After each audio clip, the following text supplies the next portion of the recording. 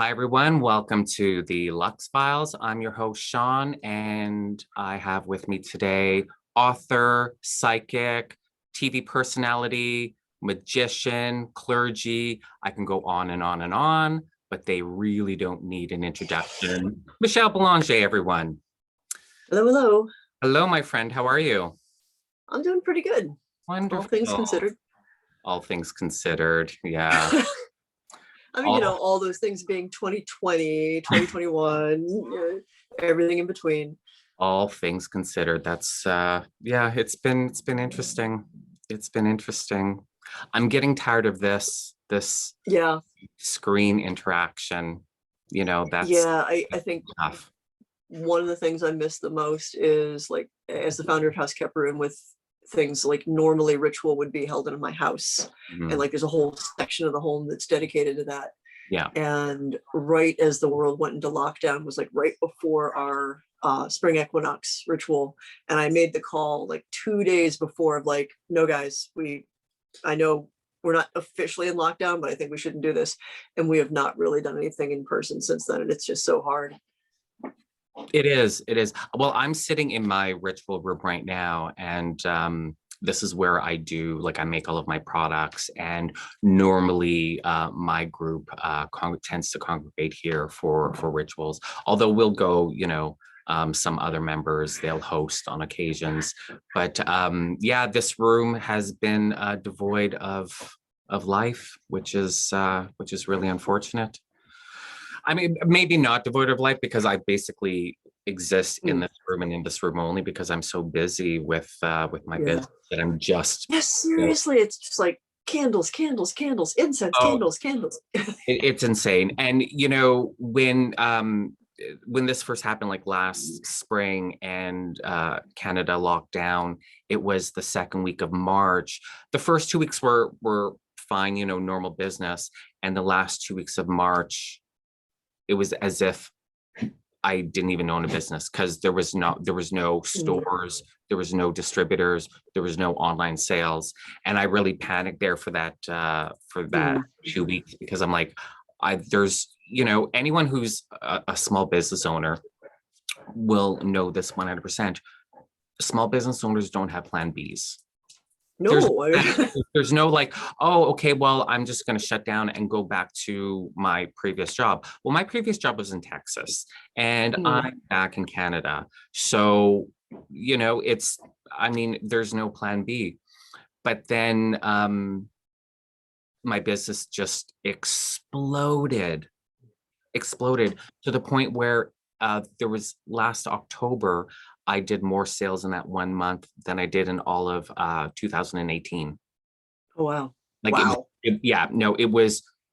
Last year just got crazy, and this year just as crazy. So I keep telling, my friends when we're talking about this, like it's a double-edged sword because with us being locked down, like nothing's open here, nothing. There's nothing. Yeah, so everything is online. Yeah, there's nowhere to go, there's nothing to do. So if I'm going to be this busy, now's the time because it's not like I have anything else to do. But at the same time, this is when I need to hire someone and I can't, Yeah. So it's it's a little tricky. Yeah, I know we ran into a similar problem with Inspiration House because we'd purchased it in 2018. Its 150th anniversary was 2020. And there were a whole bunch of things that we planned for it, and everything was just like off the table, and it's just closed down. And we were looking, doing taxes and like looking over like what it did and didn't make last year. It was just like, slowly kind of like climbing back out of that pit, but it did not do it any favors. No. It's been something else, but we'll get through it. Yeah, and we were lucky to be in a position where like it didn't ruin us to have a very, very lean year for that. Yeah I don't know. I just I don't know. I'm a little all you can do is keep going forward. Yeah, absolutely. It's just I'm finally at that point, when people were like breaking last fall, I was like, this is easy. This is easy breezy. But it's, since maybe I would say April, I'm like, no, I'm done. Like, I have to admit Mhm. it. I'm not doing great, you know. Yeah. I'm definitely at my breaking point. So, this podcast, I think, has come at the right time, because I've been, wanting to do it since like beginning of last year, and then as the Mhm. pandemic dragged on, and not being with people, the idea of it was more appealing, because like to be able to have more conversation, really. Yeah. um and but I kept putting it off. I'm like waiting for the right time when I'm less busy, which is just never happened. So yeah, so I think starting it last month was really good, because it's been a fun distraction, and doing like the promoting and everything, and having the conversations. So it's good medicine for me, definitely, definitely. So, which kind of segs way into Mhm. back to you, because this podcast is certainly not about me. So the idea with this podcast is I'm having conversations with people in the occult community. I'm just using occult as a very Yeah. generic Yeah. umbrella term. I'm curious about people. I like learning about people and their experiences. So my idea with this podcast is talking about, that first moment in a person's life, where that first magical or spiritual moment, what that was like, and you know um just your path all the way to 5 minutes ago. Oh, Books that, inspiring books, inspiring people, um traditions, orders, stuff like that. So that's where we're going to begin. We're going to begin right at mhm. the beginning. I mean, there's different flashpoints of like revelatory moments along a person's path, and coining the term awakening as it relates to certain sorts of like spiritual and psychic awakening. It's not like you just have one light bulb. There's Mm. multiple ones. So every interview ever that's talking to me about paranormal stuff, like they're like, when did you experience your first ghost? And like everybody has heard about the library lady at this point, where I'm like four, maybe 4.5, and the local library is haunted, and I perceive a ghost, but at the time I don't realize that she's actually a ghost. Right. And I'm not sure at like the pre-elementary school age when the conversation about ghosts and psychic stuff happened, but it did, in a limited fashion. Now, I think it's important to know, like, adults treated me differently, and we had different conversations because I was a child who was supposed to die at 5. Right. I was not supposed to live past that age. And so people were willing to answer questions that they might not have, or encourage experiences that they might not have, up to and including my mom's sweet talking people at an amusement park here called Jogga Lake, into having me ride a roller coaster, an old wooden style roller coaster, Ooh. uh, as a heart patient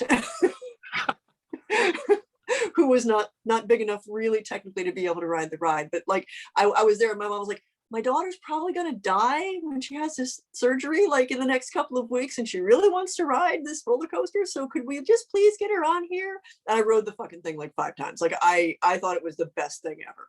Right.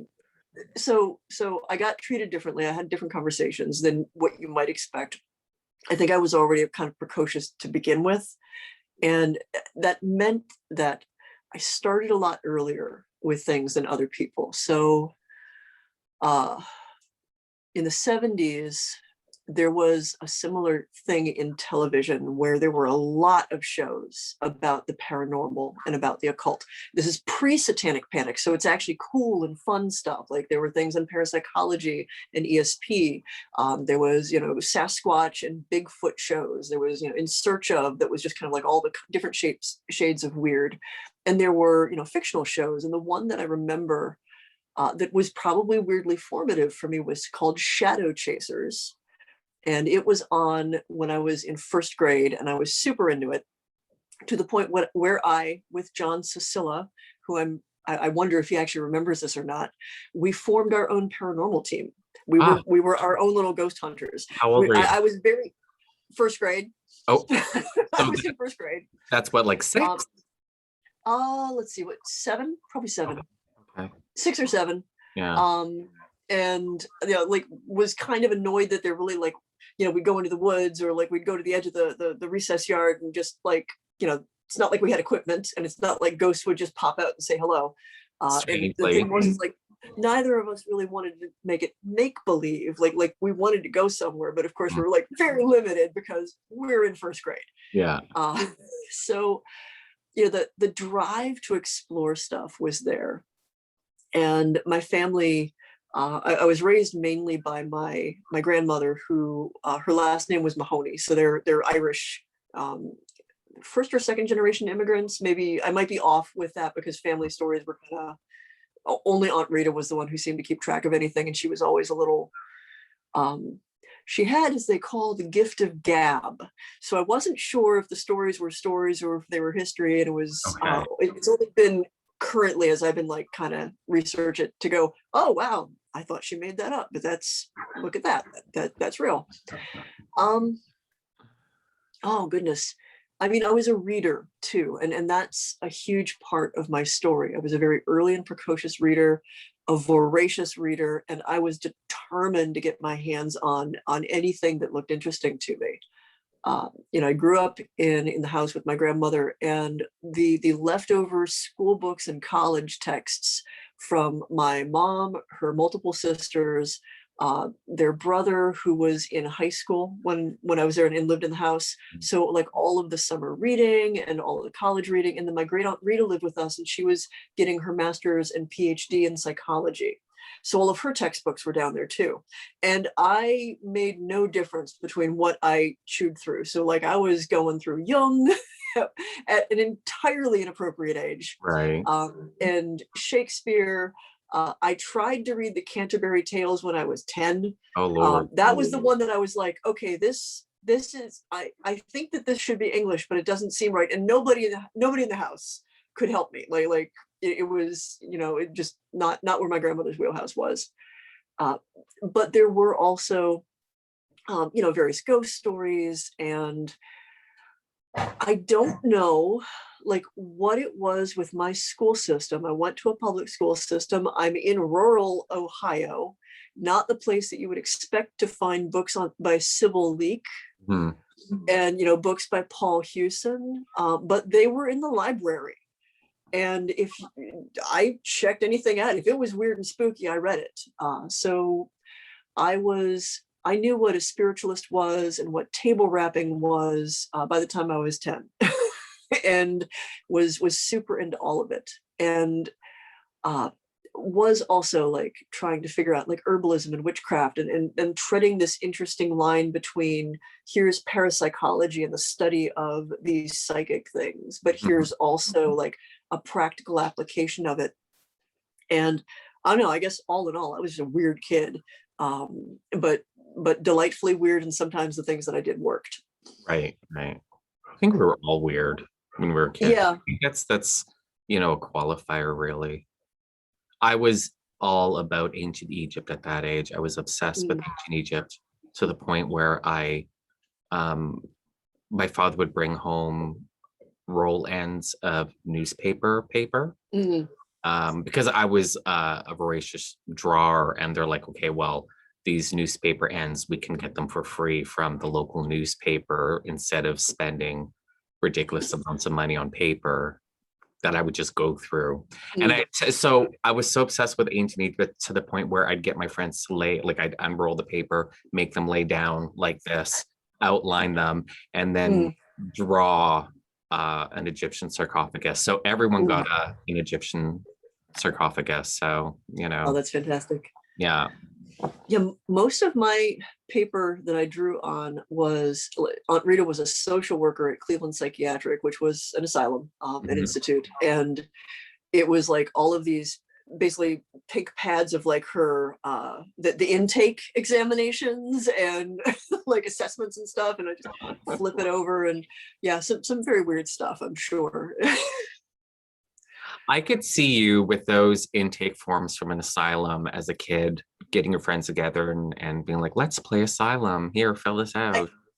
I definitely played doctor, and not in the like sexy time sort of way. So as somebody who, like, the first 5 years of my life were pretty much in and out of hospitals. Right. So one of the ways of like normalizing that for me was a lot of like doctor play. Mhm. And like, here is what doctors do for you, and like, get used to playing with syringes around you, not actual syringes, but toy things. So like I had a lot of toy doctor sets and things to just Right. kind of be comfortable with that, Yeah. which of course led to playing doctor with friends in more, again, not the like, let's play doctor. It was more like, here, I'm going to mime giving you a shot or playing or doing a surgery on you, because that's my life. Like Yeah. that's Yeah. what's normal for me. Child's first electroshock kit. Mhm.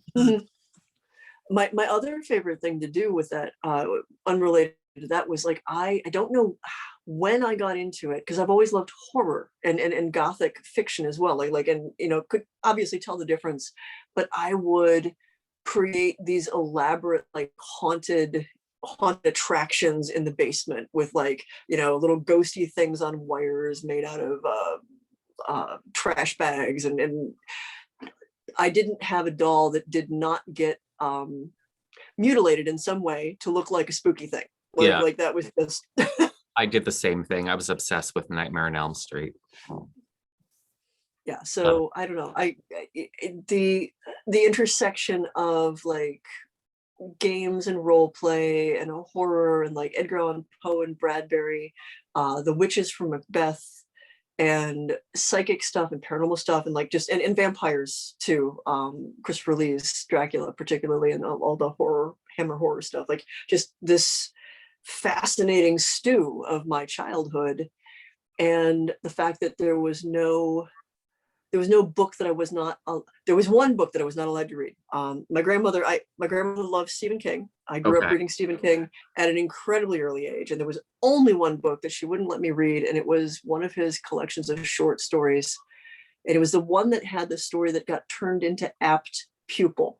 And to this day, I don't know if it was off limits because of the Nazis or because of the homosexual qualities in that story. And I have no idea. She was just like, everything but this one. Yeah. Everything but this one. Huh. Interesting. Like it was fine. Cujo was fine. Like I read that stuff at a really early age. Like these things were coming out and I was reading them like as soon as they came out. So that's just what I grew up with. But at the same time, like the sort of stuff that I lived through in the hospital, there's a lot of stuff that wasn't scary to me.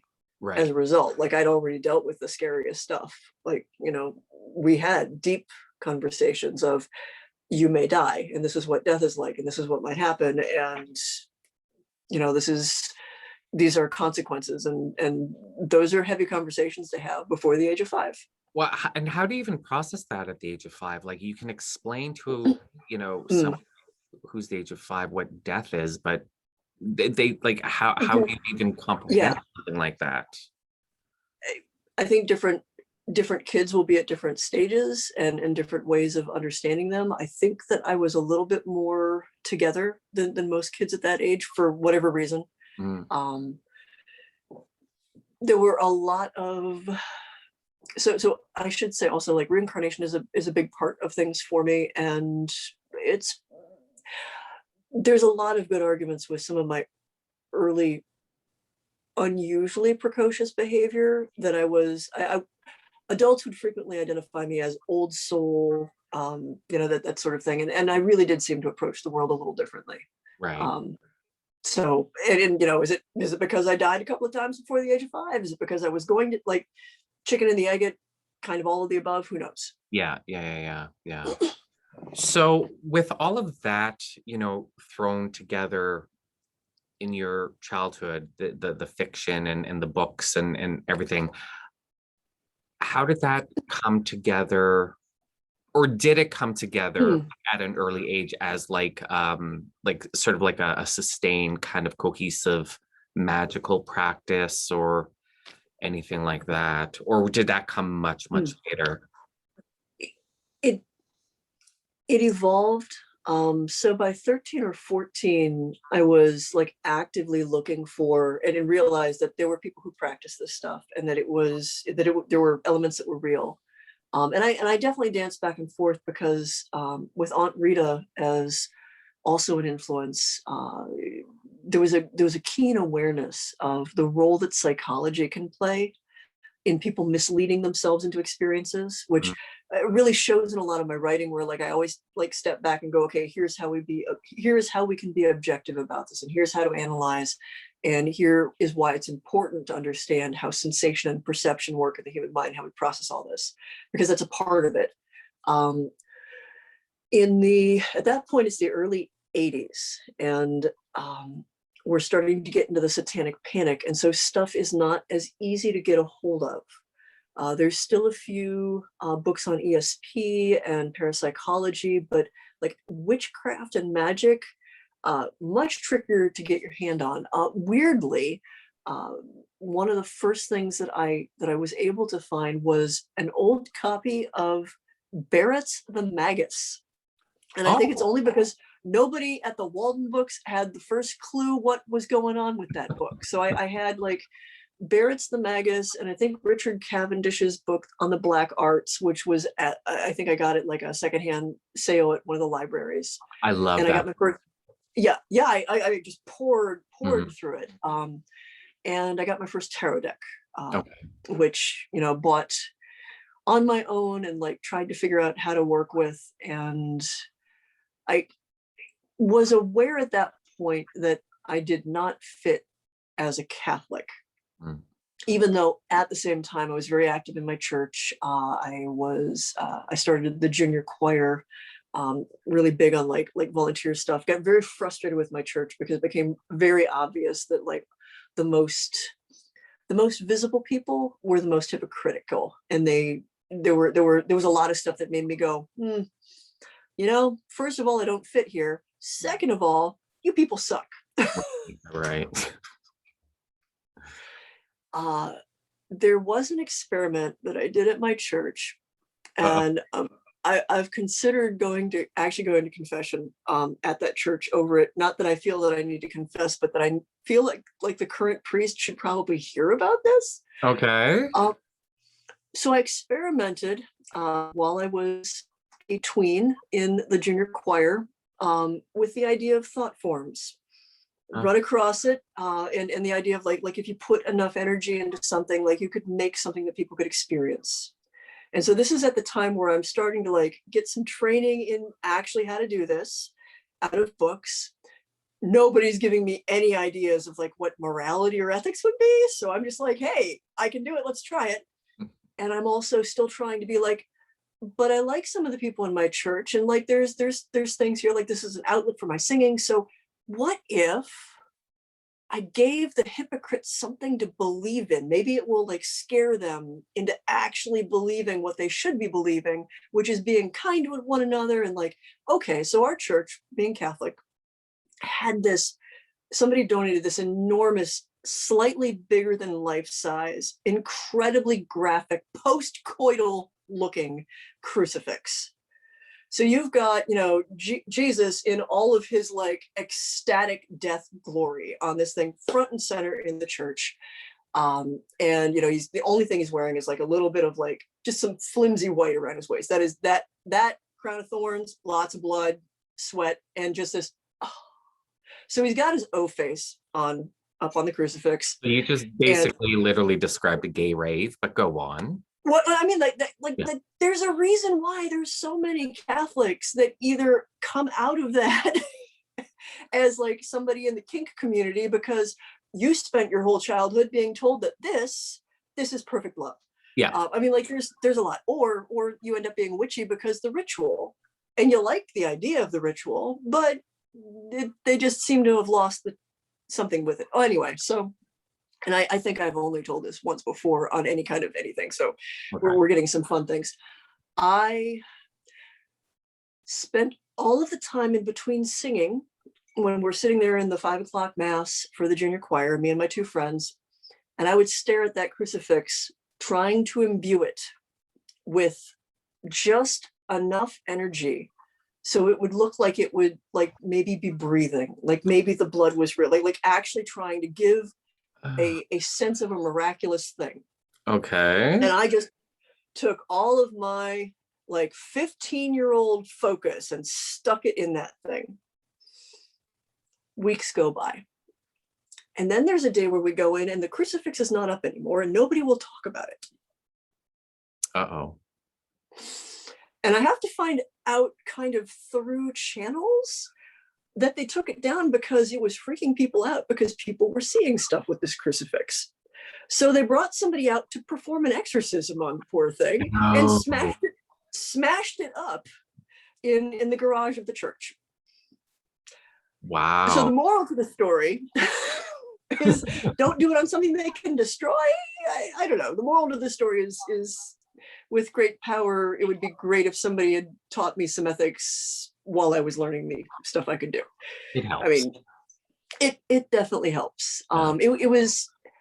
It was interesting to go like kind of like try to figure out like what happened and go, oh, I think it worked. Those bastards. I think it worked, and all they did was destroy it. Oh. Yeah. So there's your first act of magic, and then your first occult detective mystery, because you had to solve what happened to the crucifix. Yeah. So there you go.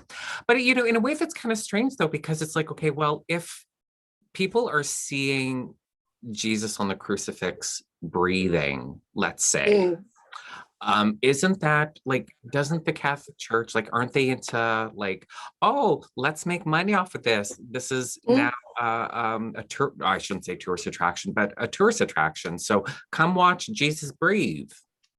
My conclusion was it was a little too creepy. Like putting it in a physical thing was a little bit too real. So my second thought,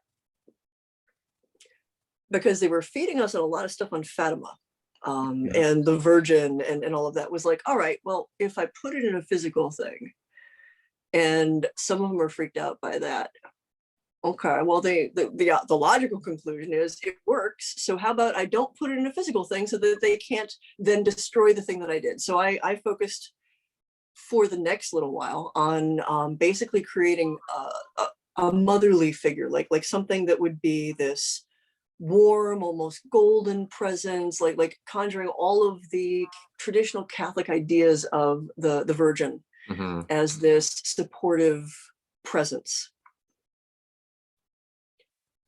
My old Catholic church has a shrine to the Virgin Mary now, because there were a lot of visions that started around a certain time period. Oh, and what time period was that, pray tell? It was when they had this junior choir with this girl who had the voice of an angel, who actually literally got stalked by a couple of the former parishioners when they quit said Catholic Church, because it was not quite the same once they were gone.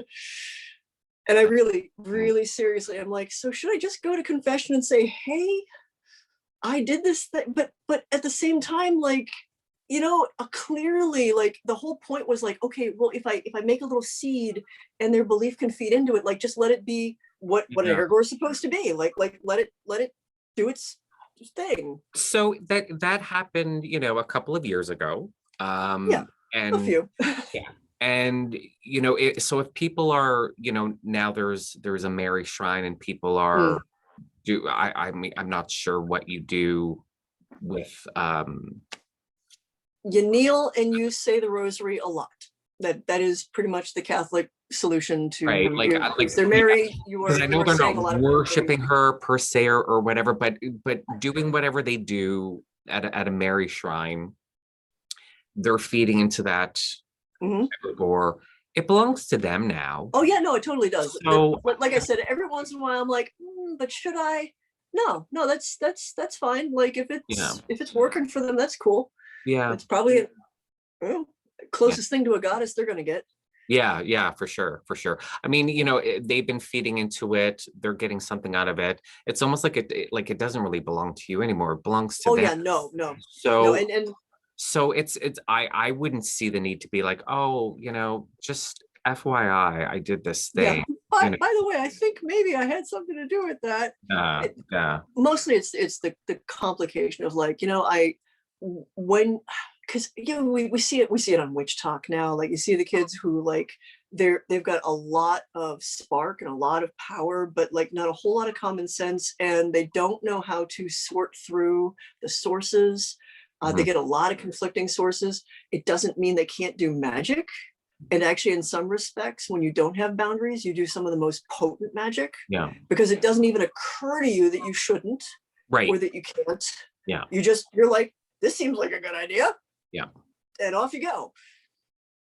Yeah. Probably, that was my first like really big, oh shit, that worked magic. But I mean, I kind of experimented on friends a lot. Like, I was raised female. And so there were occasionally sleepovers, and sleepovers among female people at that time period inevitably ended in either games of light as a feather, or like seances or playing with Ouija boards.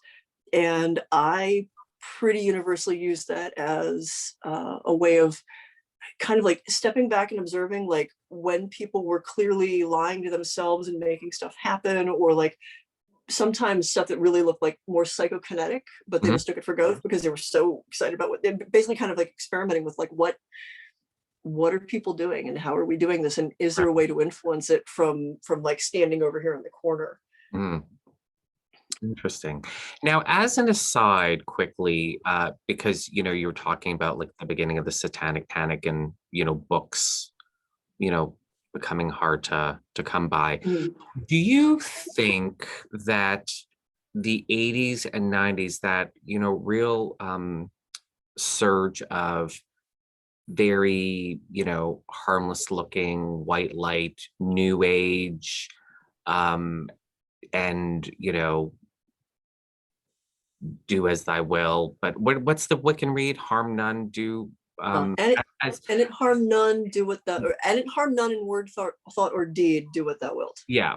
Do you think that was born out of the Satanic Panic? Like, do you think if the Satanic Panic never happened, that 80s, 90s, very, Mm. uh, glittery, pretty happy new age phenomenon wouldn't have existed, or wouldn't have been as big of a focus? I absolutely have viewed that like kind of hyper white light approach as a pendulum swing and a direct reaction to the Satanic Panic, Mm, where for folks who legitimately wanted to practice, or maybe who had been practicing, were so felt so beholden to be like, no, we're not that, we're this, right. that they had to like expunge in some respects things. No, there's that horn god, that's not Satan, so we'll just stop with the horn god and we'll just stop. Okay, well, we won't wear black because you think black is bad. Like let's just start to move all of that out. And you see it in the new age community as well, where it became so hyper white light that whatever else was going on there, it really just turned into basic to repackage Christianity. Right. Like right into up to and including Christ consciousness and Christ becoming one of the channeled ascended masters. So Right. so it was a fascinating impact, and it was really interesting to sort of see the division, because the stuff that was published in the 70s and that was more widely available at that time was much more openly, I don't want to say dark, but gray, Yeah. not so saccharine. Yeah. Uh, Sybil Leek, I remember seeing stuff by Gerald Gardner, Paul Hewson, which was his stuff was much more like, here's just some traditional witchcraft stuff. There was no, it was not what we used to call Junior Woodchuck fluff witch. Junior Woodchuck, I like that. That sounds very 80s reference there. Yep. Oh Yeah. yeah. See, I was born in 78, so all of the, like the 70s books and whatnot, I have to, go back and find them used and whatnot. Mm. And there's such a clear division, Hmm. with the output then and then, during and post Satanic Panic, two very, very different Yeah. systems almost. No, Or it was fascinating just to see, like, when I was in elementary school, we legitimately had a teacher's father-in-law teaching like an enrichment course on parapsychology. So I got to take parapsychology twice, kind of as something adjacent to my public school schooling. And right, then by the time I was in high school, the gym teacher tried to teach us yoga, and there was a hue and a cry that yoga was clearly satanic because it wasn't Christian, and people were completely losing their panties over it. right. And it was like, it was night and day. Well, I just recently learned that there's a state, and I can't remember what state it is, where yoga, it was, I think it's there's Arkansas. what, I think it's Arkansas. okay, that I think sounds it's Arkansas. where yoga is there's a law Hmm. criminalizing yoga in schools. Yep. I Yep. like, yeah, I that's what weird. No, it's super weird. Like, I graduated my high school. I got the first book that I appeared in was J. Gordon Melton's vampire book. So this big vampire encyclopedia he did. And that and a couple of other things. Like, I went back to my high school and to my creative writing teacher, Ms. Fish, and I was so proud about like the stuff that I had published and the things that I did. And I was like, I brought to give to the library in my naivete, all of these copies, and she's like, praising me for like what I'd done and the awards that I'd won and like all of this other, at this point, outdated bullshit. But then she's like, I can't give it to the library, they'll just throw it out. And I'm like, but they've got Sybil Leek on the shelves, like that's where I found Brian Froud's fairy book, like all of this. She's like, nope, not anymore. Like all of that is gone, like just gone. There were teachers who were driven out because they were just too open-minded. And the thing is like our school, like I said, rural Ohio, fairly small school, kind of in the middle of nowhere, but we had fantastic teachers. Everybody was really extraordinary. Every single year we put out at least 2 National Merit Scholars, like every single year. Like we Right. were just, and it was because it was open-minded. It was because we were encouraged to explore stuff. And then all of like the yuppies moved in because they wanted their kids to have those kinds of high scores, and all the yuppies were conservative Right. and started to take the like, well, you can't teach my kid this and you can't let my kid teach, study that. And the school stats started to go down Yeah. because a mind needs air to breathe and it needs room to explore. And when you try to, when you treat a child's mind like a veal cow, you're not going to get anything that is like long-term survivable. It's, you just turn them into mush. It's bad. Yeah. Yeah. Yeah. Yeah. Yeah. That's a sad outcome. That really is. Mm. Yeah, the other guy who graduated with me was Daryl Morey, who is currently the manager for the Houston Rockets. Oh, okay. Yeah, we were National Merit Scholar buddies. Cool. Cool. Yeah, I miss I was Houston. the, yeah, yeah. Oh, were you down in Houston? Yeah, that's, I've moved a lot for work, and I've gotten so used to not, um this is just my next stop and I know I'm going to be Mm, gone. And Houston, so I just got used to just moving. Um so I've never like, well, I'd like to live in X city again. Um Up until Houston. I'd move back mm. there in a heartbeat. Oh, I loved it down there. Such a great city. Such a great city. But Yeah, I, of the Texas cities, I I like Houston and Austin. I didn't live. I lived in Austin as well. Loved it. It's so beautiful. It reminded me more Mm. of California than what you would think Texas is. Like the stereotypical Texas. Very artsy. Yeah, but Beautiful. Oh, so beautiful. Austin is so beautiful. I lived in the hills, so of course that Mm, helped. But no, it would be Houston I'd move back to. And I lived in the loop, not out in like the suburbs or whatnot. So I didn't have to deal with commute or anything like mm, that. So my life was pretty much contained in this area of Houston called the Loop, where you can really, really easily boot around. Like for the size of the city, it's not like, the streets are jam packed and you mm. know, oh, it was great. I loved it. I loved it. Yeah, I would move back there in a heartbeat. Like I'm really trying to answer the first part of the question, which is when did I start practicing? And I'm like, well, was it when I was like going out in the backyard and learning like all the plants and trying to make like herbal remedies and things? And again, like had this book on poisons and herbal stuff in fourth grade. Where is it? Like when does it happen? Because it just sort of like all coalesces Yeah. from so many different directions. And for me, the path of psychic and the path of like magical practitioner and energy worker and vampire are all so, they're the same, like they're all intertwined. It's a big braid for me. It's very complicated. Yeah. uh, Okay, so was there maybe a moment then where you were like, ah, like, because when we were younger and we're kind of like dabbling, and then there was that moment, that aha moment. this is going to sound, I guess, weirdly stereotypical of me.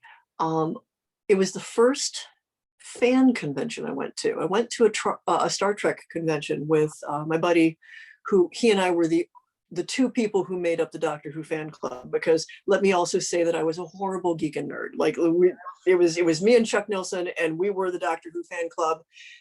And he was much better off than me and learned about this Trek convention called Lagrange Con, and managed to convince, I'm not sure how, because my grandmother didn't like letting me leave the house. Uh, but I got to go there for a Saturday afternoon. And the whole thing was a little overwhelming. We went to a couple of things. We mostly kind of like went to the dealer's room. Mm. And then there was a table that just had like all of these free magazines and Kirk slash Spock fiction, which was a little bit of an eye opener for me because I was kind of sheltered. Uh, but on top of that, uh, there were a whole bunch of zines on the vampire community, on witchcraft, on like there was just a whole, they'd been put out there for free. Right. And I grabbed everything that I could find because I did not realize that there were other people who practiced these things. That like there were things that were in books, and there was Sybil Leek, and that person was like over in England, and maybe there were witches there, but there weren't people my age Yeah. Yeah. who did this. Everybody I knew around my town was, usually some flavor of Catholic, certainly some flavor of Christian. And so, you know, so realizing at 17 that there were other people, that it was something people could practice here and now, and that there was community Hmm. to be found. And from that point, that's how I launched into publishing my own zine, Shadow Dance, in October of 91.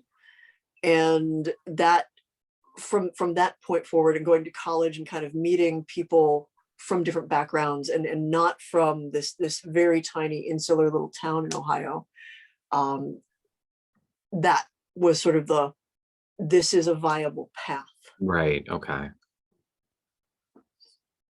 And even then it ended up being complicated, because I was like, okay, so there's this thing and this thing and this thing that I do, and I think I might be a psychic vampire, and I'd meet the Wiccans and they'd be like, like, or I was at one party, and there was a person who was like, basically the proto otherkin people. So the one person's like, I'm an elf, and the lady next to them like, I'm a fairy, and the person next to them is like, I'm a dragon. What are you, Michelle? And I'm like, I think I'm a vampire.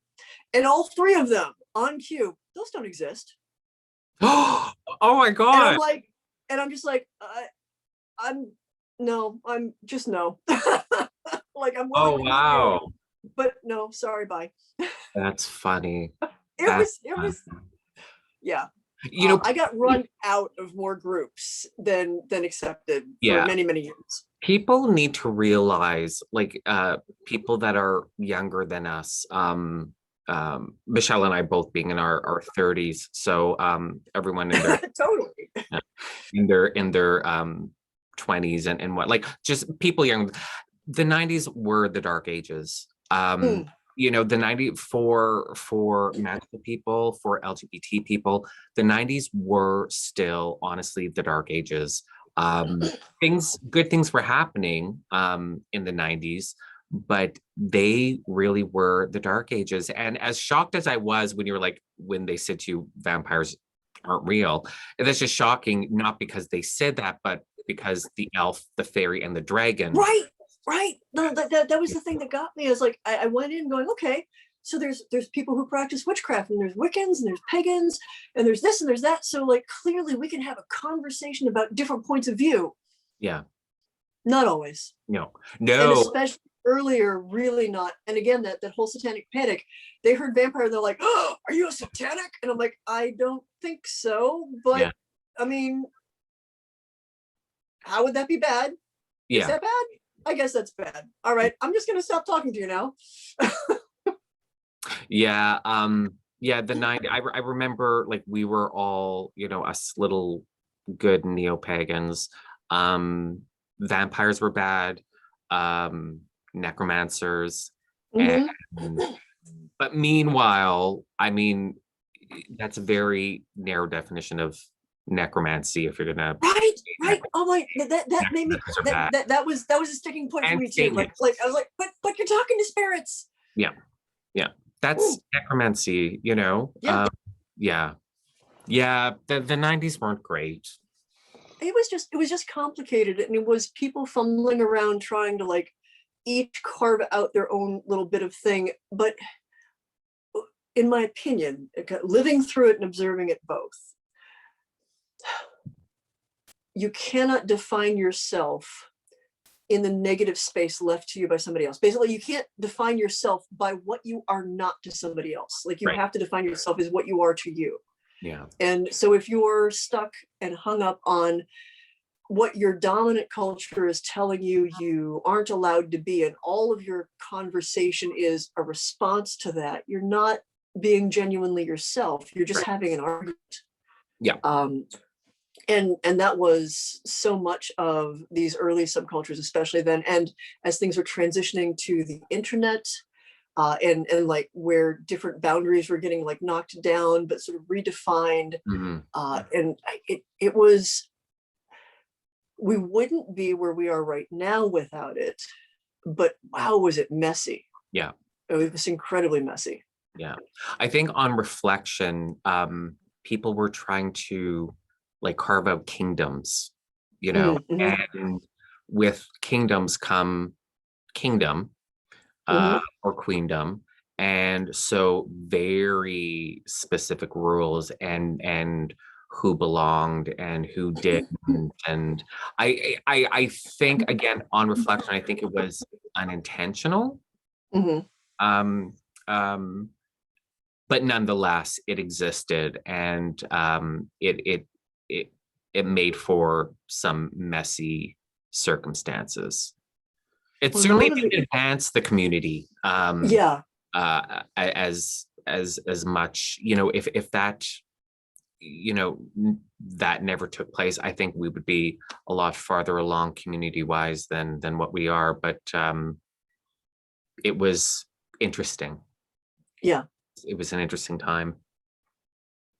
Yeah, I think probably the most long-term detrimental thing, and it's the thing that I'm thrilled to see is just kind of being exploded, was you could kind of be one thing. Like, if you wanted to explore your identity as somebody in the gay LGBTQ community, not that there was really room for T or I or A back then, like you were gay or you were a lesbian and maybe you were bi. But if you were bi, you kind of didn't belong to either side, and you got a lot of shit there. But like, there could be that, and you could explore that. Yeah. But exploring that also with maybe one other thing was sort of okay. But even then, like, you picked one identity that was like your alternate identity, and there wasn't a lot of dialogue between different groups, Right. and there wasn't a lot of permeability between the barriers that have been artificially set up. So the vampire community didn't really deal with the witches or the other kin. And like if you brought too much woo into the gay community, people were weirded out by that because they didn't want to be associated with it. And just all of it was the gaming community. If you brought too much real stuff in there, like that was bad. It was just Yeah. so much of it was reacting to what the dominant culture was doing to us. Yeah. Well, and that's the thing. I mean, it was a complete reaction to dominant culture and modeling ourselves after dominant culture, because that's all you know. I just had a point I was gonna make about the 90s again, and I just lost my train of thought. Oh, especially like not being able to bring in a lot of woo into the LGBT community in the 90s. Back then, the whole narrative was we're just like straight people. The only difference is what we do in bed, which obviously so is completely not true, but we were also trying not to get killed. So to have to, play that narrative, it's what we oh no, we're all the same. We're all the same at the end of it. No, we're not. No, we're not, but we had to play the game because the alternative was deadly, Yeah, literally. Like, and I don't know that people can quite, redact backward and go like, seriously, truly, you could be, I mean, the way police harass people of color now, and that has never changed. Yeah. But there was definitely points where if they couldn't find a Black person to be terrible to, they would find the person who looked different in another way. Yeah. Oh, yeah. Yeah. And while we were generally not in danger of being literally shot, we certainly were in danger of being beat up. Yep. We were in danger of being charged with things we didn't commit. We were in danger of being like just run in for no good reason beyond we looked weird. Yep. I'm friends with Damien Eccles, who spent 20 freaking years on death row, basically because he was the weird kid in town. Yeah. Exactly. I mean, it happened. Yeah, it was the 90s were quite a time. I don't regret experiencing them. Like I'm never like, oh, I wish I wasn't born until 2000 or something like that, because I think it didn't give me necessarily strength at the time, because I was a teenager in the 90s. You don't have that agency, when you're a teenager. Some, but I lived in a typical family home where you're a teenager and you act like a teenager, but it as an adult, I certainly draw on the strength that you had to create for yourself living in that kind of environment. So I certainly don't regret the experience. It's unfortunate. Yeah, I mean, on the other hand, it wasn't all terrible. The club scene was fantastic. It was amazing. It was amazing. Yeah, like the only thing I could think of reading about in history is the German cabaret scene. Like leading up to everything that happened in Germany that led to World War II. Yeah. But there, like what gets erased is there was this profusion, this blossoming of alternative culture, of very, very liberal like thoughts and music. There was a lot of magic and metaphysics. There was a lot of exploration and redefining not just gay, bi, but like everything in between. And like what was going on there is part of the things that just got completely crushed. Right. Yeah. And like the club scene in the 90s was, us banging against everything we were being told we couldn't be, we couldn't do.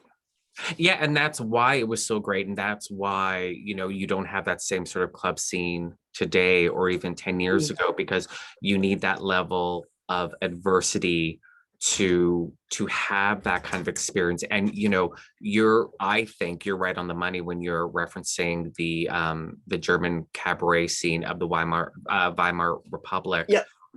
Post World War I, pre World War II. That was an amazing time in Germany. It's hard times, of course, because Yeah. they were broke and whatnot, but out of that adversity came that incredible culture. And if you were LGBT in that time period, that really was the best place in the world to be LGBT. And thousands and thousands and thousands of professional astrologers and palmists and tarot readers and magicians, like it was just this whole incredible world, as brief as it was, because we're because yeah. So I think the 90s were very much like that, So I'm glad I was able to experience it. Well, and like to give any younger folks listening, like it's unthinkable now that your parents might kick you out because you're playing D&D. Yeah. But I know people that happened to. Yep. I mean, kicked out for being gay, kicked out for being like too something, too femme, too masculine, too whatever, kicked out for wearing black, kicked out for listening to the wrong music. But D&D, like role-playing games, all of that was bad. All of it was bad. And now we're at a completely different turn. And yet also the looming specter of a sort of second satanic panic. Like for those of us who lived through it, we're like, uh-oh. Yeah. It's kind of looking that way again. See, now let's not get there. Yeah, now I was really too young to really experience the satanic panic. So looking back on it, it seemed to affect more people like that weren't part of any gaming, magical, vampire, goth community. Like, when I think of satanic panic, I think of all the daycare workers that were, arrested and thrown in prison. And these are all upstanding members of their communities. They're all Christian and da da da da da. It seems to me that the innocent people that had nothing to do with anything that the satanic panic was in response to, they were the one, just like the witch hunts of early modern Europe. It wasn't witches and pagans being executed, it was Christians. So to me, it seemed that the satanic panic affected, I'm just going to say normal people, more so than our communities. More so directly, but indirectly in like skewing public opinion against anything that could be construed as dark, when a good portion of like mainstream Christian culture honestly believes that there is a nationwide conspiracy of satanic cults doing ritualized child abuse and murder in the woods. Yeah. Anything that could get like listed as like this is a gateway to Satanism, and this is a gateway, like everything then becomes suspect. Yeah. Which is why they tried to like wipe out D&D. And if your kid was listening to the wrong heavy metal music, Ozzy Osbourne is trying to like turn your kids to Satan, play the records backwards, and it's gonna like give you instructions on how to meet the great black goat of the woods. And that's right. And the thing was, is like people literally believed that. Literally believed it. Yeah, but look what's going on right now in your political discourse. So I mean, we think it sounds ridiculous and impossible. Meanwhile, it's basically happening again. So it's it's not in a realm of fantasy. It's not from some dark age. It's happening now, And I don't know. Well, I mean, I've got some like college level theories for why Christians, especially evangelicals, seem to be especially susceptible to it, and are the ones that like it trickles down from. Yeah. But that we're right back there, and it's a little scary. I'm hoping we take a different fork in the road this time collectively. That would be great. Yeah, I mean, good luck with that. Yeah, I know. Good. All else fails, cast some magic. Yeah, for sure, for sure.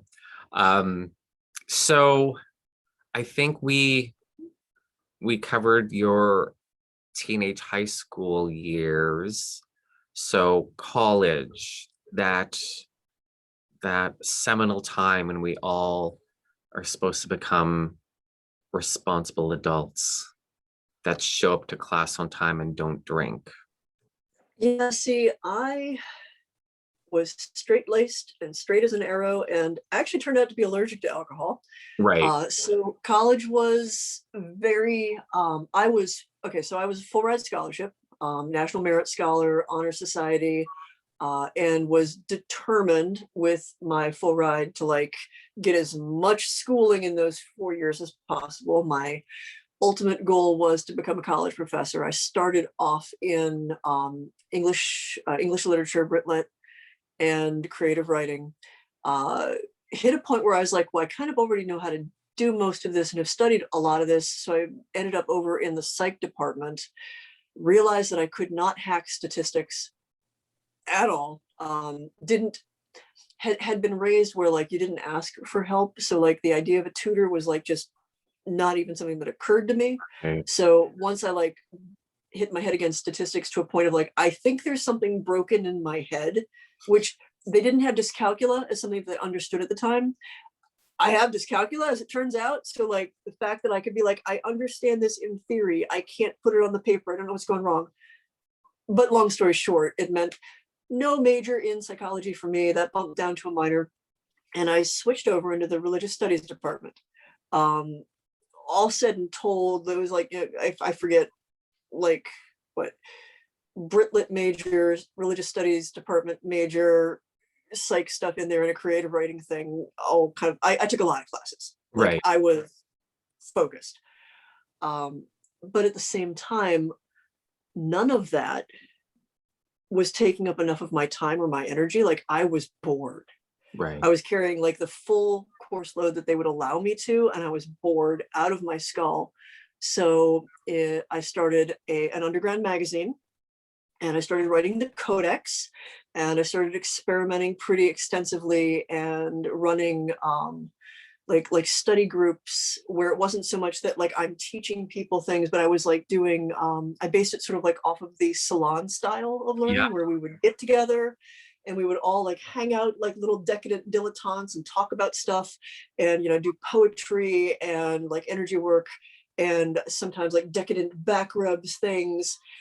There's actually an underground novel that talks about some of the shenanigans we got up to on Coventry Road outside of the Arabica coffee house, because it was not uncommon in the summers to see the whole bunch of us like all dressed in our goth finery, draped across one another on these like sort of like stair things, just like playing with one another's hair, playing with one another's faces, and talking philosophy and talking religion and doing energy work and playing magic, and basically like just all of this stuff. Right. And God, that's where I met, the first practicing witches that I met, and people who claimed to be pagan priestesses, some of whom actually were. It's also where I was probably first inspired to, and I've carried this with me since. I met these two girls. They were about my age, so what, 18 or 19. They were lesbians. They were living in somebody's house, and he was teaching them energy work. And it came out in this conversation. I was like, oh, he's teaching you energy work. And I started talking about the stuff that I do. And I rapidly, like, I'm over their head, and they're like, oh, well, he hasn't allowed us to learn that yet. We need to do more sex magic with him before we have leveled up in power. Almost word for word. And I'm like, whoa. okay, so how old is this guy? 40 something. Mm. Okay. And you have to suck his magical quim stick in order to do energy work? Why? Like, are you okay with this? Like, is this actually something you're into? Or, oh, well, no, but this is what we have to do for learning. I'm like, no, you don't. Like really, no, you don't. And so that also started sort of this little personal crusade to take down all the people who were spewing shit. And like really being very vigilant about that. Like, I did not always make a lot of friends as a result, but it was hard enough to get like accurate information that people weren't trying to sell to you, and then to have somebody do stuff like that. So there were a couple of things that came together for me at that time, like creating spaces for people, encouraging dialogue among very disparate belief systems, and also taking down any bastard that pulled crap like that. And I'm about, I was not as tall as I am in college. Like, I had a growth spurt, found out I was intersex later, which second puberty made sense afterwards. But so I'm like 5'8", 120 pounds soaking wet, and still feisty as hell. So I mean, I would just throw down with people over stuff like that. And at the same time had some fantastic college professors, one of whom I'm certain was a Buddhist monk, and he just didn't want to admit it to the Jesuits, because I went to a Jesuit Catholic college. Okay.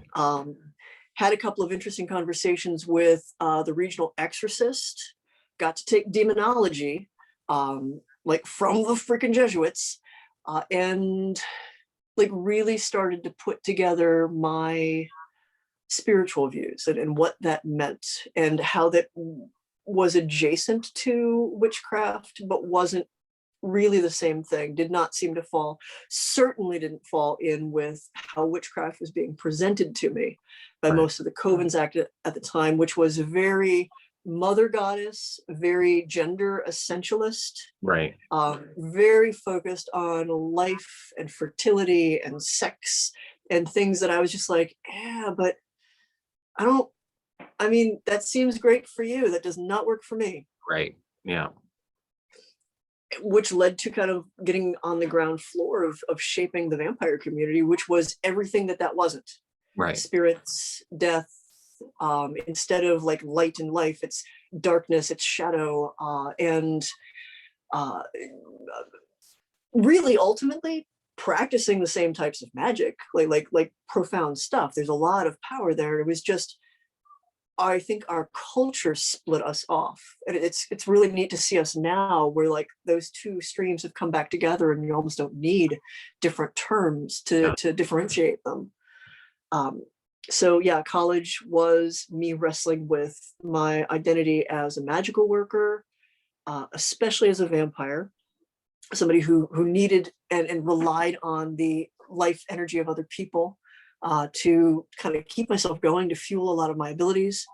Learning how to manage that, and like what did that mean, and how did that play into my identity as an energy worker and as a psychic, and also really wrestling with do I commit to these beliefs, because there's a whole other path that I could take as a national merit scholar, as a honor society kid, as someone who literally could just rocket right to college professor, get tenure, and have a boring but very comfortable life.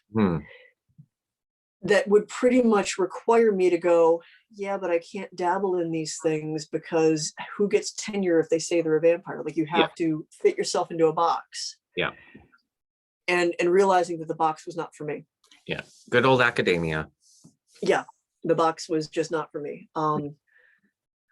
What finally tore it for me with academia, because I could I was still trying to make it work, was just realizing that I love knowledge. I won't say that like it's as close to my religion as things get. I mean, like, it's a significant part of my spirituality to find knowledge, to encourage other people to discover it, to share it, to facilitate its sharing.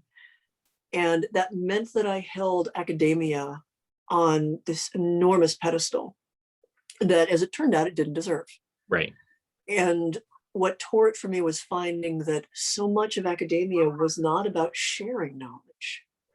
In some cases, it was about politicizing it. It was about hoarding it, or it was learning to talk about it in such a way that it what was a gatekeeping exercise, Yeah. so that certain people had access to this if they were worthy and they knew what Weltanschauung meant when you wrote it out on the page. And I didn't like that. Like, if you're going to have information, you should do everything in your power to communicate it as clearly as possible to the people who also want it, who are willing to share it. And that's why I merrily found a different path. Yeah. There's a cat. Yeah. She's letting me know that we've been talking for an hour, and what on earth am I doing in here talking to someone who is not her for this long? Oh, poor kitty. My dogs have been good. They haven't barked yet, so that's always a plus. So I read the Vampire Codex, and I found your history of the vampire community so fascinating. It was so fascinating. Do you want to talk a little bit about that? Yeah. Oh God, let's see. So I wouldn't have found the vampire community if I had not started Shadow Dance, which was my Gothic literary magazine, which turns 30 this year. which is a thought. Like I've been doing some of these things like just 30. What the hell? Yeah.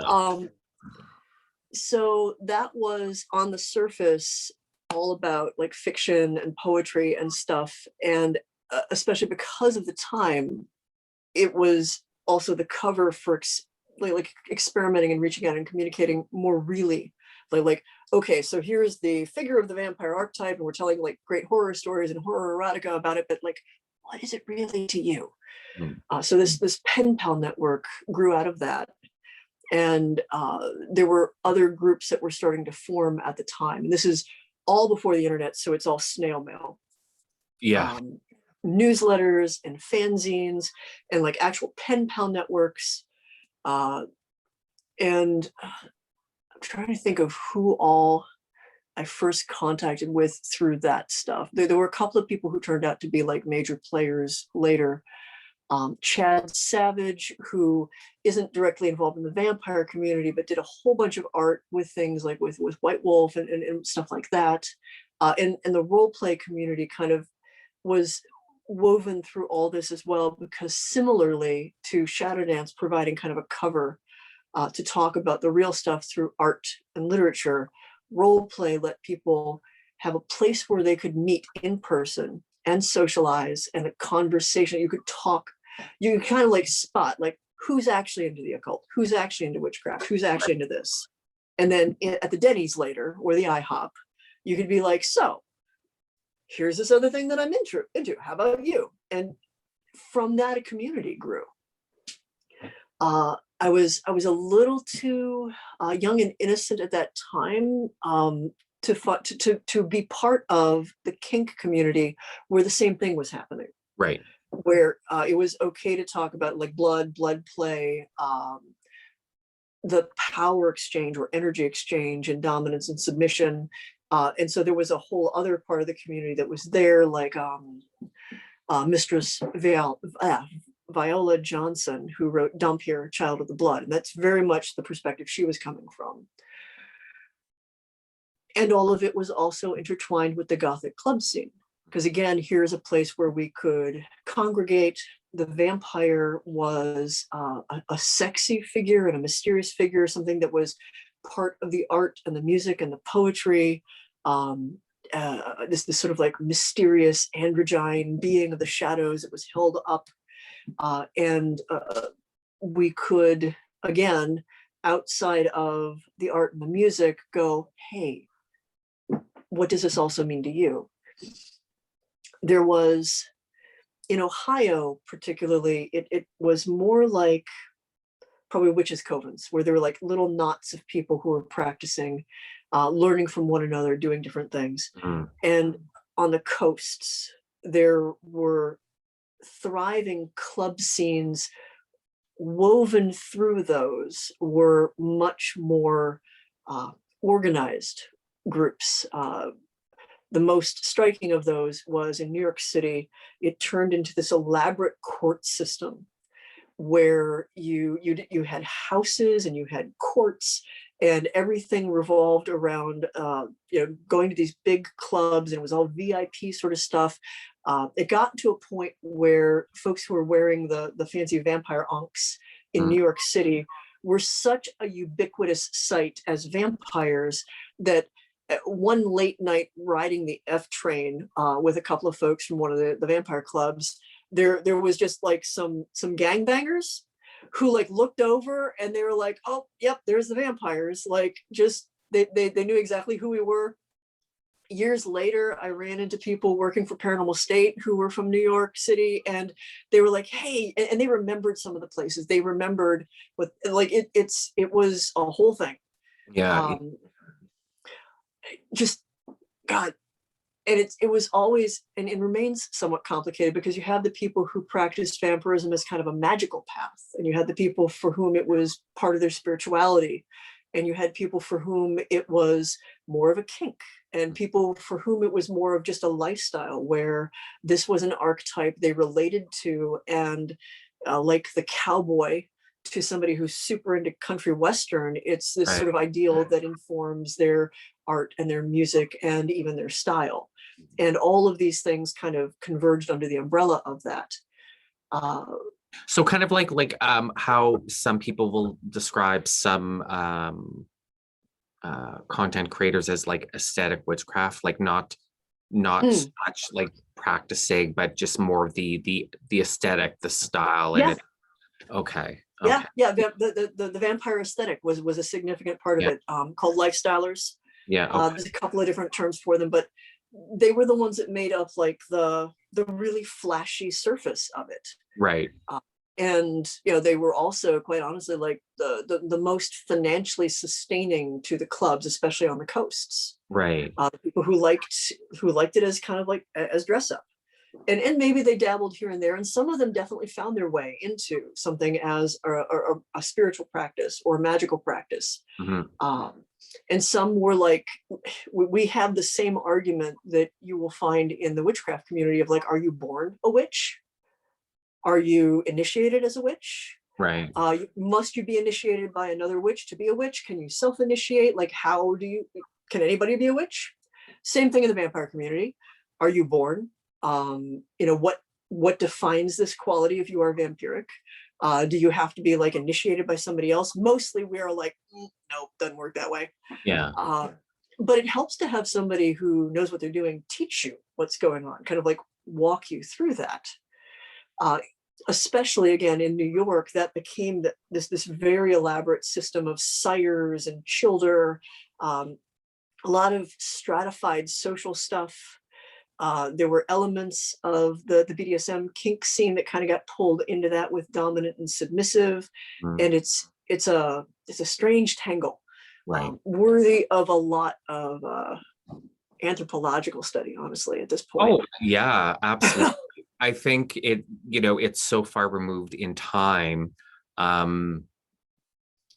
that, number one, it makes us sound old, but it's so far removed in time that it would to have that sort of study and go back and look at it, and I think that would be fascinating. I think that would be absolutely fascinating. Yeah, I mean, what I did with and for the vampire community was the idea of a psychic vampire, an energy vampire, was not widely accepted, especially in the 90s and the early 2000s. And that was what I was. Like I hit the word psychic vampire in the unfortunate psychic self-defense. I could tell you exactly like where I was in the shitty apartment in college in my freshman year when I was like, holy crap, this is me, but I'm not predatory like this person. This is rude. Yeah. And so in 97, when I made contact with like the much larger, like the online vampire community, and how that wove together all these geographically disparate groups. I started putting out like little websites, an AOL page, seeding. I'd already been, oh God, let's see, 94, 95, 96. I had a group called the International Society of Vampires, and that was all print. And that was where I was distributing parts of the Codex. And we moved into stuff online. So 97, 98, I started to put some of it online. And it was a hard sell. I got a lot of pushback because people were like, vampires drink blood, period, the end. Yeah. Which now is unthinkable. Like I tell it to like the new kids who are like people who grew up in the vampire community. They're like, but there's psychic vampires and there's hybrids and there's pranic vampires. I'm like, that came from me. And like, oh, and this is a beacon. Yeah, that came from me too. Vampire Awakening, that came from me. I stole it from the Buddhists. I can show you where. And I feel a little bit like get off my lawn, but with vampire fangs. But there were a lot of ideas that got disseminated and evolved and changed as we all kind of bringing in so many different aspects. The other big contribution that I did was there was something called the Black Veil. And in 1998, it was, and God, I wish I had a screen cap of it because nobody believes me anymore. 1998, it was a slight reworking of the traditions of the masquerade from the role-playing game. Because one of those big vampire communities in New York had pretty much grown out of a vampire LARP. Right. It's advertised as a vampire LARP in the 1998 Realms of Fantasy magazine. Like, it is explicitly called a vampire LARP. The Endless Night is a 4-day vampire LARP in New Orleans. Like, there's no pretending it's not. And that's fine because at the time, like, everything was all woven together. But things had happened. In 1996, there was a young man from Murraysville, Kentucky, who drove down to Florida and bludgeoned a girl's parents to death with a tire iron. And they were part of a vampire group. There's a lot of ink that's been spilled about it. You can see me on a couple of, there was recently a cults episode that was filmed about it. And we talked about how he was not necessarily part of the community, but was part of this cultural milieu that was happening and was using it in a very bad way. Yeah. And there was also a reporter who went missing, Susan Walsh. She had previously done an expose on the Russian mob in New York City. For some reason, nobody connects that to her disappearance because her next expose was on the vampire community, and that was much more interesting. She went missing when she was going to meet up with an informant. She left her child in the car, so she was just planning to make a quick contact and then go back. Wow. And she just disappeared. The connection to the vampire community has not been helped by the fact that there are definitely elements in the vampire community that like to feel very ooky spooky and kind of maintain the mystique. Yeah. And so they will be like, oh, well, there is really a mystery there, but I can't tell you because it's secret. And I got to tell you, it wasn't the vampires. Yeah. Like look at the much likelier suspect with that. Yeah. But that meant that in 96, that whole satanic panic thing got dangerous. To be a vampire was to be immediately suspect as a potential murderer, as someone who was probably dragging people into your basement and sacrificing them to Lord knows what and drinking their blood. There were, books written about it. There were people who were going and educating police around the country of how to recognize, what does this ankh mean? That person's going to kill a kid, just straight up horrible stuff. Yeah. And it made it very dangerous, much more dangerous than being just, a witch, where it's like, oh, hey, they like to dance naked in the woods. Cool. Yeah. Might be unprotected sex, but they're not going to stab you and drink your blood. There were a couple of shows that happened. The Ricky Lake show is the one that was the flashpoint for me. I'd been involved as a consultant on a book called Something in the Blood. I was not out of the coffin at the time. So I was in there as the editor and publisher of the stuff connected to the International Society of Vampires and to Shadow Dance. And I had done a kind of census on the vampire community at the time. So I had a whole bunch of neat statistics. Oh, statistics haunts me. Love statistics. I just got to put it out. Love statistics. Great. Somebody has to. So I'd been involved in that book. I wasn't out as a vampire at the time. The Ricky Lake show contacts me, and they're looking for real vampires for their show. And this is where this was the moment, actually, where I made a decision for a whole lot of things in my life. The person on the phone from New York, was like, well, are you a vampire? Would you like to do this? And I'm like, I'm not a vampire. I'm an expert. I've done this. Okay, well, what we're looking for is someone who's willing to say that they're a vampire. And this comes with an all expenses paid trip to New York, and we'll be putting you up in the blah, blah, blah hotel. So would you like to reconsider? No, I'm not a vampire. Do you have a friend who would like to say that they are a vampire for an all expenses? I mean, they were hung up on. Yeah. And then I saw what made it to that Ricky Lake interview. And I realized that I needed to make a decision about what I was going to do with myself and my life, especially because at that point, books, newspaper articles, like you couldn't have a scene name. I mean, everybody had a scene name, but if you were going to go on record, they wanted your first name and your last name. Yeah. And that was a level of exposure that not everybody could do. People were having their kids taken away from them. People were investigated by the FBI. I mean, like literally had their computers like walked out of their house because they're talking to other people in the vampire community. And one of those people might have been that kid from Murraysville, Kentucky. Yeah. So 1996, I made the decision to just be out about it and to be a media liaison and to be a voice of reason.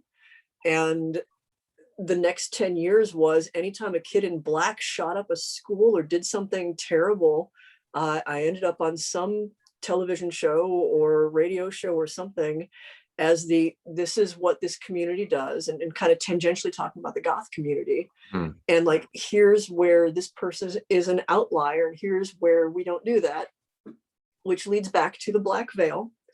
Because when I saw that this code of ethics that was being sort of touted as like the great, vampire Wiccan read, and it was just plagiarized. I mean, just, and not just like plagiarized from somebody's nonfiction book, like plagiarized from a role-playing game. I was just like, okay, dude, you don't even have to put my name on it.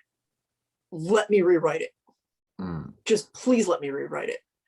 At the time, he wanted my name on it. That's changed since, but of course. Yeah.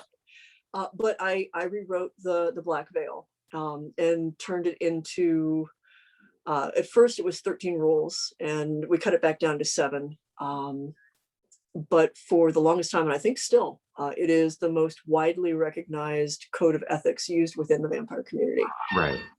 Popular enough that it is quoted and used as the reason why the little vampires didn't commit the murder on the Suckers episode of CSI.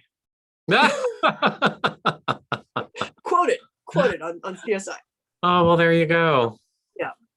Cheers. So that whole, that whole world time period, just, I can listen to you talk about that for hours because I just find it fascinating.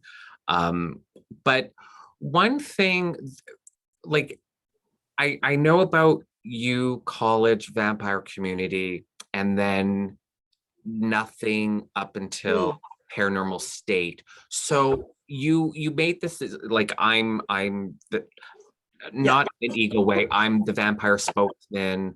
I'm not gonna be in academia. So what was your life like? What was going on from college to Paranormal State? Because that's a gap that I don't know about. Writing books, mostly writing books, which is what I'd been trying to do, and managing House Keperu and kind of like shepherding House Keperu through the ugly growing pains of like an early group, where magical groups, And yeah, I've been fortunate enough to sit in the green room with people like Selena Fox or, good Lord, Oberon, Ravenheart Zell, Ian Bonowitz, or I just screwed up his name. Yeah, Bonowitz. Anyway, a bunch of people who are significant folks who founded things, who ran things. I've had the benefit of learning that it wasn't just us. Yeah.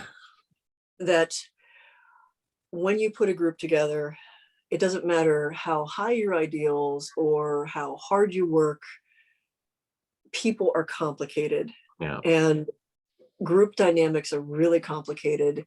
And if you can get a group through its first year and then its first 3 years and manage the inevitable entanglements of group dynamics, where some of your members hook up and some of your members break up, and sometimes you have somebody who's not so good, and what do you do about that? Mm-hmm. If you can survive that as a group, you will probably survive as a group for much, much longer than those first few years. Yeah. While still tail end of being spokesperson for the vampire community, prior to doing all the stuff with Paranormal State, I'm going through that. Also learning that I am in fact intersex. My mom's dying of cancer. My grandfather dies. I lose the love of my life, and life is very complicated for a while. How that turned into paranormal investigation was, so I'm writing, I got the Codex out. There had been a version of it. So the very first version of the Vampire Codex was written in 94. And there were various like small press releases between that and everything. But I really wanted it to be like my first big publication with a third-party publisher. Like there were plenty of other books I could have written, but like it felt like this needed to be out in the world. And so I worked for several years to get a version that a publisher would take, because at the time, a book about real vampires for real vampires was a very hard sell. Weiser took it. I know in retrospect that it was an incredibly predatory contract, and that's just is what it is, but it's out. Yeah. Wrote that. They signed me to 2 more books. So that one, the Psychic Energy Codex and Psychic Dreamwalking book.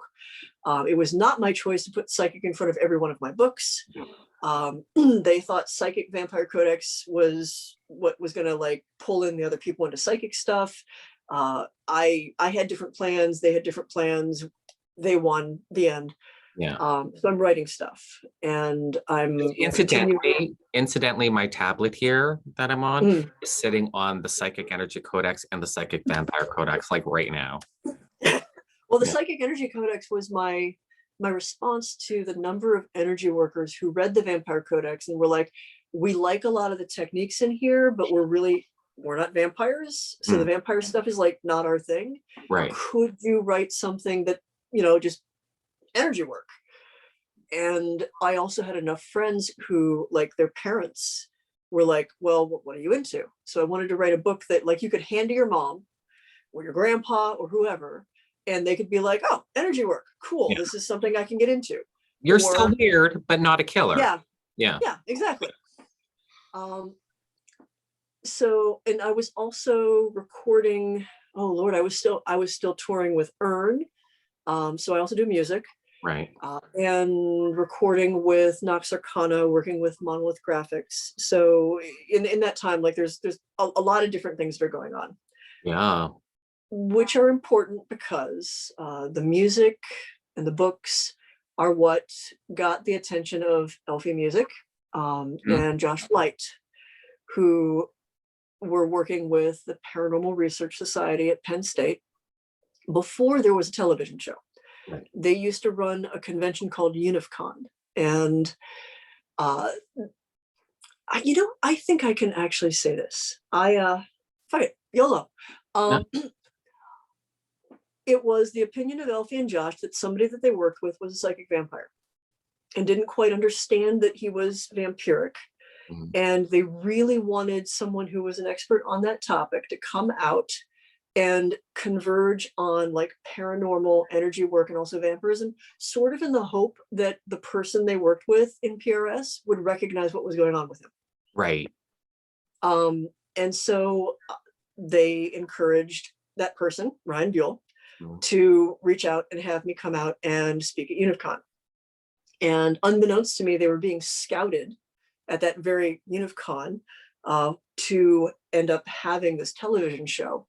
That UNIVCon, let's see, the Jason Hawes and Grant were, God, let me see, the list was, it was an all-star cast. Like it was insane to be among these people. Lorraine Warren was there. She was there with her favorite Catholic exorcist who died the next year. Hans Holzer was there. I got to meet and hang out with him. That's Holy, cool. holy cow. Yeah.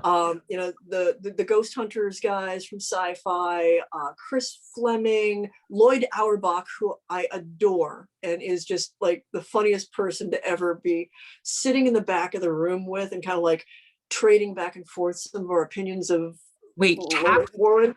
TAPS predated Paranormal State? They did. And the reason we have Paranormal State is UNIVCon was one of the only paranormal conventions. So TAPS was out there. And so TV people were like, oh, what's going on? Oh, there's a college-based paranormal group? Huh. And so they developed it into a show. Paranormal State came out shortly before Supernatural.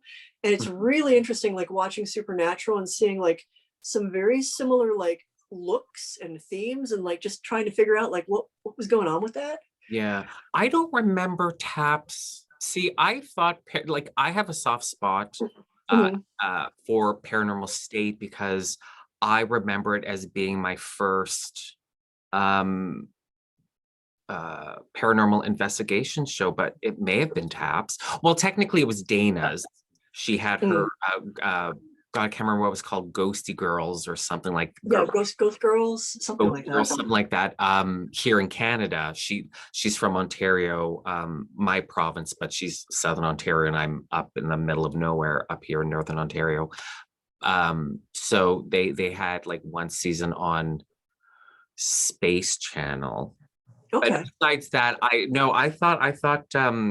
thought Paranormal State came first before TAPS. But No, Jason, I still have a soft spot for it anyways. I don't know what year they launched, but I can say that they already had TAPS magazine. I'm going to guess that they had at least 2 seasons under their belt because they had a pretty solid fan base when we went there. Actually, Dave Schrader was the master of ceremonies for one of the panels that we all got on. I think he's the master of ceremonies of everything. If it's paranormal, he's just running it. Yeah. Yep. And like he was, as far as I knew, pretty much new at that point.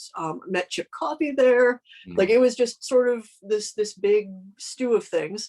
And here I am, 6 feet tall and clad in black. And people were like, are you a psychic? And I'm like, I'm a vampire and I teach energy work. And they're like, you're a what? I'm like, well, I do psychic. Yeah, I do psychic stuff too, but it's come to the class. It's really a long story, and I'm not good at being brief. So brevity is overrated. I'm sorry, completely overrated. It's there are points where it's good, and there's times where just some things are just too complicated, and you just kind of have to like go through the whole outline. So I got involved in Paranormal State the first season as a consultant. Not as a psychic. So a thing about production companies and people in TV is I don't know that they know how to Google, first of all. And they are real good at just boxes. So they'll be like, oh, you wrote a book. And they don't probably read the book. They don't really ask if you wrote 5 other books. And they'll understand like you did something on one topic. So they're just so like, tunnel vision on that. Yeah. So for the first season with Paranormal State, I was Giles. I mean, or Bobby from Supernatural. Like literally, like they would just call me at 3 a.m. They're out in the wilds of Maine. I can hear Lorraine Warren like, not cussing because she doesn't cuss, but she's like, "Oh, honey, I shouldn't have worn this linen skirt," like that in the background. And they're just like, hey, we think that there's like, some animals have died. There's some stuff going on. We think there might be a Native American connection. Like, do you have any resources on that? And I'm like, okay, this tribe or that tribe, can you find somebody? Like, what the fuck? And the other thing they had me doing, in addition to consulting on occult stuff, was they had a tie-in blog called the Paranormal Insider, which I wrote. Rosemary Ellen Guiley was another one of the writers. And so like weekly articles would come out on like all kinds of strange stuff. I negotiated the rights to be able to keep everything I wrote. And most of that has come out in a book called Wide World of Weird. So like all of the all the fun, quirky little like blog posts and articles that I wrote as a tie-in to Paranormal State. And how I ended up on camera was there was an episode that I think was called Black and White, and somebody had honestly, it was a cheesy little voodoo doll that was just a tourist voodoo doll. And they'd had a voodoo expert.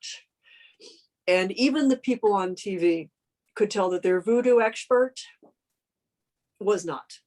And so they were just like, we can't have this on camera. Like, we just can't. So I get a call and they're like, how much do you know about voodoo? And I'm like, well, I'm not an expert, but I can talk a little bit about it. Like, what do you need? I'm like, okay, as long as you do not say that I am a voodoo expert, because I have studied this, I can cite these books, I can give you a general idea of things, but I am not a practitioner. Can't you find a practitioner? No, we can't. Okay, well, I guess it's me. So I'm on like a phone interview, just sort of like talking about some of the magical and ritual potentials for this little voodoo doll. And I'm like, flip it over. Does it say made in China? I don't think it made it to the episode.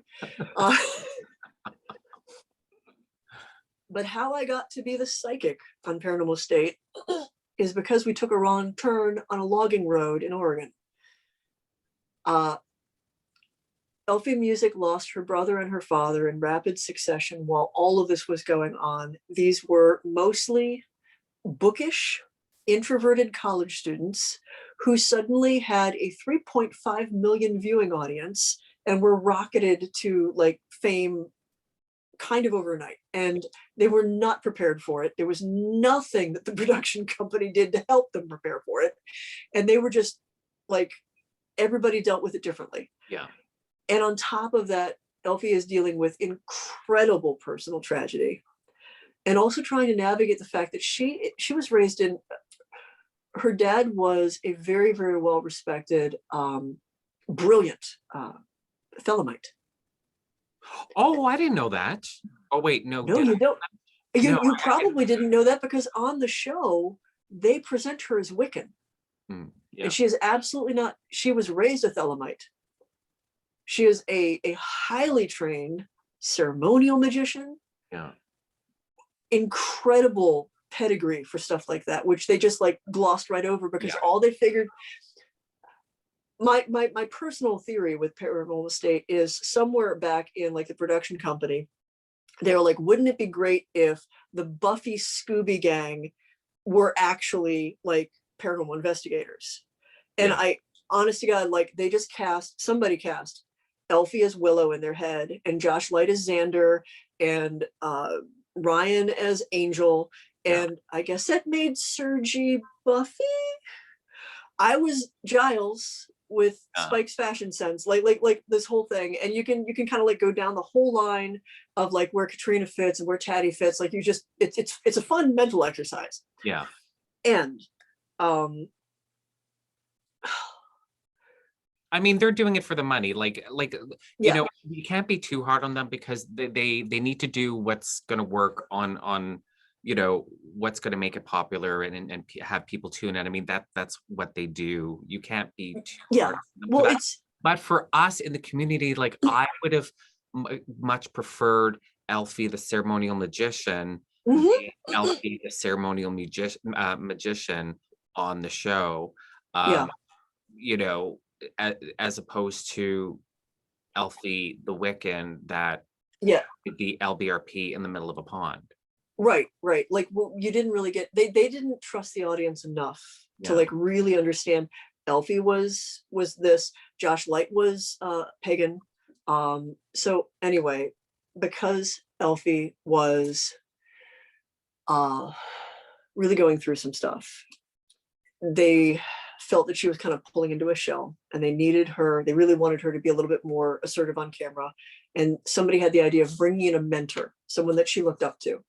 And for that episode, which was called The Messenger, initially the idea was to bring me in as Elfie's mentor, and we were going to be like little occult researchers together. And I would bring Elfie out of her shell because she was comfortable around me.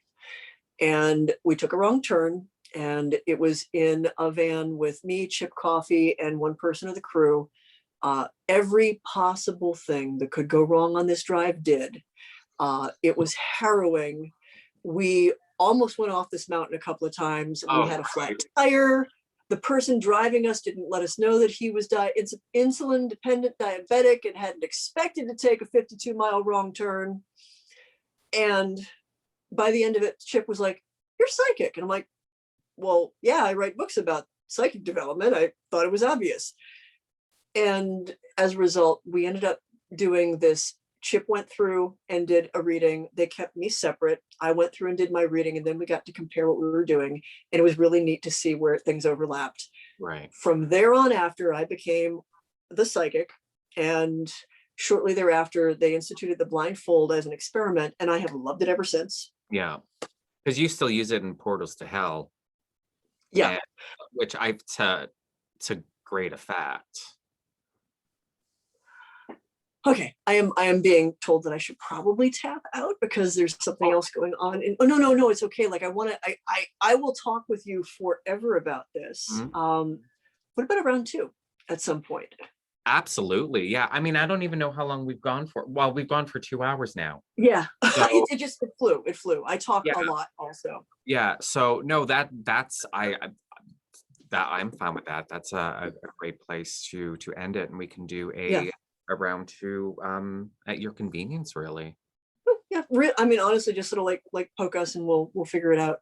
Yeah, for sure. But that's also a good cliffhanger too. So yeah, that's a good way to end the episode. So quickly before you go, how about you talk, where can we find Michelle all over the web, what you're doing, what people can take part of? Oh, let's see. So I do a weekly connection ritual, which is really a meditation on energy and long distance work. And that's become something that I just do freely. It's like live streamed on my Facebook and my YouTube and Instagram now. If you're curious about where any of those are, I have links to everything on michellebelanger.com. And you can find the YouTube and the Facebook and the Instagram and all of classes and books and the decks that I create and the music that I do, because I do a lot of different things. If you are interested in learning from me, I have a Patreon, patreon.com/haunted. And I have this wonderful supportive community of people. We do classes monthly. There are patron chats, answer questions, and just also, honestly, like it's turned into a community of wonderful people who all support one another too. Like it's great to like I said early on, I love creating spaces where people can share and hold one another up and dialogue and kind of like co-teach. Yeah. And the Patreon has turned into that. The most recent big release has been the 10th anniversary edition of the Dictionary of Demons. Yes. Which is, I think at this point, 1,700 different proper names of spirits identified as demons. Mercer loves. Yes. I've never known if I could actually like quote him on that, but we got a copy to Matt Mercer for Critical Role, and I got some very excited like direct messages back because Matt liked it quite a lot. And you know, because it started actually as a gaming reference for me. Like I said, I can't separate these parts of who I am, like play and storytelling and fiction and nonfiction, serious research, like all of them reflect back on one another and inform one another. And absolutely, I'm all of the things that I am all at once. Yeah, absolutely. Okay. any other links or anything like that? Like Oh, all of these links, like I have all of your links. They're going to be in the show notes yeah. for everyone who's listening to the podcast or watching the video on YouTube. I'm going to have all the links there anyways. Hmm. But anything specifically, anything else that you want The, to talk about, like the only other thing I would mention would be Inspiration House, a 150-year-old haunted house in Oberlin, Ohio that I initially bought to be kind of my psychic Hogwarts, and because of the pandemic has turned into a space where people can rent it without me being there. We follow all of the strict protocols, but they can engage in all of the stuff in the display room. I have a bunch of memorabilia from Paranormal State, a number of haunted objects, a number of ritual objects, a lot of information there. And it is probably, well, for me, it is the most physically active haunting that is not negative that I've personally been in. A lot of physical stuff happens, things move, like legitimately people have been there and like the doorknobs will do like yeah. horror movie stuff. And pretty much all the ghosts are friendly. Like they're just old people who never moved out and they're very keen on friendly people coming and visiting them. Yeah. Wonderful. Wonderful. Okay. But like I said, that all of your links are going to be in the show Hmm. notes for everyone listening or watching. Michelle, thank you so much for being on the Lux Files. I really Thank you. appreciate it. We'll definitely do a part two. And I want to thank everyone who's listening and watching. Thank you so much for supporting the Lux Files. This is a new podcast. This is only the third episode and the second interview. So this is an exciting venture. And in the show notes as well, there's a link, leiloconzalwin.com/link. That'll take you to all of my links so you can find me, the Lux Files, all over social media, whatnot, my online shop. So be sure to check that out and see you next time. Thanks, everyone. Bye.